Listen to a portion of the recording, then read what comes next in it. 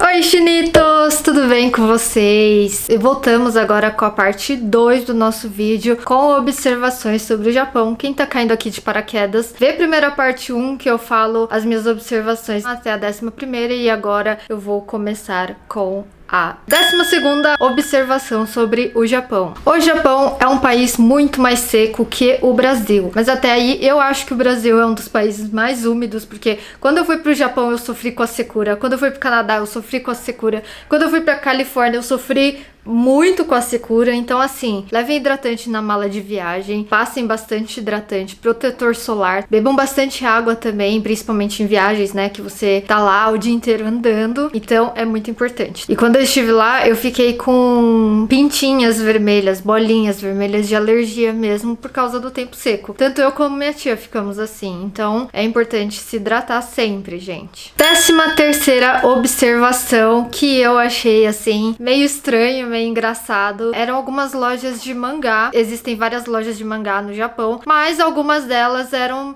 tipo meio que misturado assim, mangá normal com mangás digamos, meio eróticos, assim, sabe? Pelo menos a capa, assim, você tava andando meio de boa, olhava pra prateleira, uns peitão, uns bundão, umas caras um tanto eróticas, assim, vamos dizer. E é normal lá, tipo, entra gente de todas as idades, só que, tipo, tem umas cenas meio pesadas na capa dos mangás. 14ª observação do Japão. Quem assistiu o meu vídeo de compras viu que eu mostrei o meu caderninho de carimbos, né? No Japão é bem comum nas estações de trem, de metrô e em alguns pontos turísticos vocês encontrarem alguns carimbos. E aí a gente acabou comprando esses cadernos pra deixar salvo, né, esses carimbinhos. Mas assim, se você não tiver, não tem problema, não é obrigatório comprar o caderno, porque eles deixam panfletos bem do lado do carimbo e aí você consegue carimbar e guardar esses panfletos. O único problema é que você vai ficar cheio de papel em casa e vira uma bagunça. O meu virou uma mistureba, né? Tem uma parte em caderno, outra parte em panfleto, eu ia recortar lá e colar, mas acabei não fazendo isso ainda. Então é legal vocês terem pra ir colecionando esses carimbinhos como se fossem lembrancinhas, né? 15ª observação. É muito comum, e a gente usou bastante enquanto esteve lá no Japão,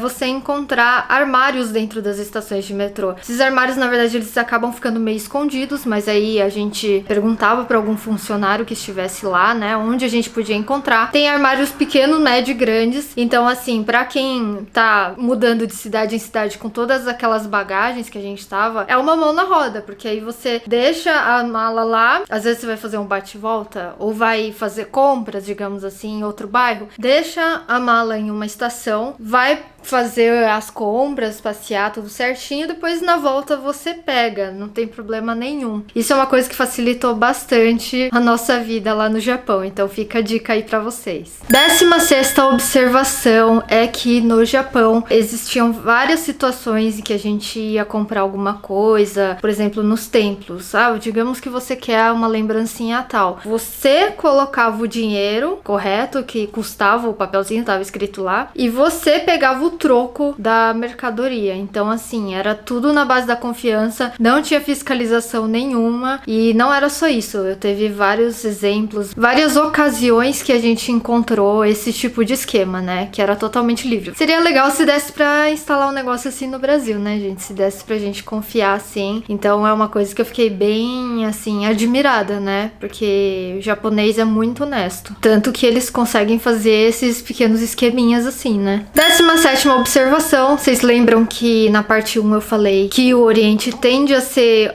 algumas coisas ao contrário do Ocidente, e com o volante não é diferente. Enquanto no Brasil a gente dirige do lado esquerdo, né, o motorista, no Japão o motorista fica do lado direito, assim como na Inglaterra e em outros países. 18ª observação. Os japoneses, eles são muito rigorosos na hora de separar o lixo, de recolher o lixo das casas, né. Como a gente ficou hospedado na casa de uma uma parente em Chiba, a gente aprendeu a separar os lixos e eles separam em papel, plástico e lixo orgânico. E aí, o que acontece? Se você separa errado por algum motivo ou mistura um no outro, eles não recolhem, olha isso, os japoneses não recolhem o lixo e deixam um papelzinho anotando por que eles não recolheram, o que você fez de errado, pra da próxima vez você separar melhor, certinho lá o lixo. Então eles são bem metódicos com a separação do lixo. Eu acho isso bem legal também, porque aí ajuda, facilita o trabalho deles e todo mundo sai ganhando. 19ª observação, aqui nos banheiros públicos do Japão era comum, por exemplo, você tá no banheiro feminino e ver um funcionário homem limpando o banheiro das mulheres. E eu acredito que se tivesse funcionária mulher, ela também limparia o banheiro dos homens, não posso dizer com certeza. Mas no Canadá eu também vi isso. Você vê a gente que é esquisito e não eles, né? 20ª observação, no Japão as mulheres são muito vaidosas e principalmente com relação à pele, né? Essa noção de skincare, ó, já tá no Japão faz muito tempo. Então elas sempre se protegem muito do sol, passam bastante protetor solar e quando elas vão correr,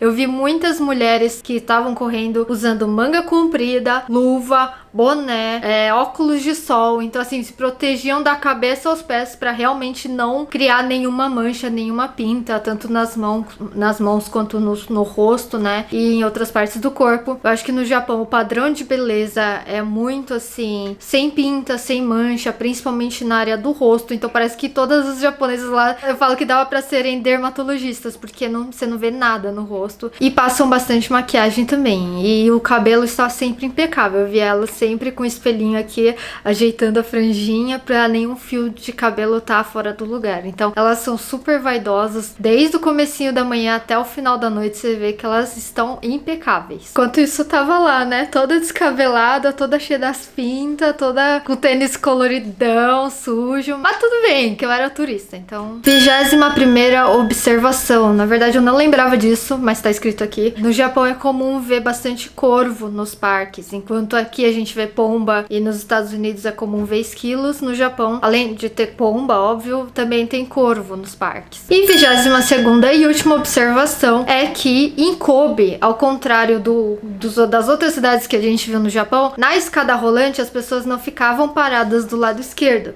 elas ficavam igual aqui no Brasil, do lado direito para outras pessoas passarem. Eu falei, gente, mas por quê? O resto do Japão é tudo pro lado esquerdo, mas em Kobe as pessoas ficavam pro lado direito. Não sei se são mais ocidentalizados lá. Se você souber, comenta aqui pra gente saber. E esse foi o nosso vídeo de hoje, falando sobre as minhas observações mais neutras sobre o Japão.